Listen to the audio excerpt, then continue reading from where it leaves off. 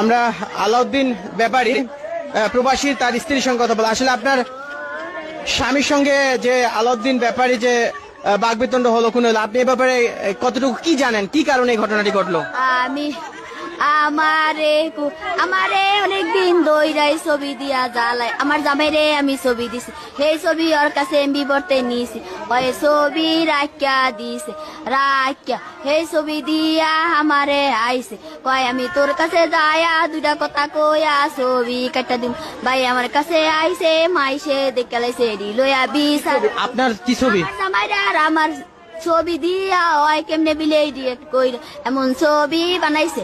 ছবি কি ইয়ে করছে, মানে নকল করছে, এরকম একটা অভিযোগ? নকল করছে, আসল ছবিও আছে, সব ছবিও ওর কাছে রেখে দিছে, সেই ছবি দিয়ে আমার ইয়া করে আমার কাছে আইছে, ছায়া ছবি কাটা লাইছে, তাই বিচার হয়েছে ছবি কাটা লাইছে দেখা এডিয়া আর আমি কইনি।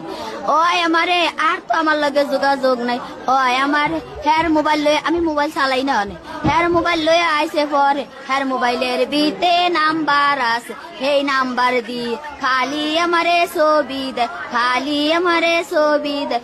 আমি কই আরে আমি কই দেয় হয়েছ, আমি তো বাঁচতাম না, ও আমারে বাঁচতে দিব না, খালি কয় কে তোরে মাইরা লাগবো, তুই মরে গেলে আমার ভোলা হান কে দেখবো আমারে।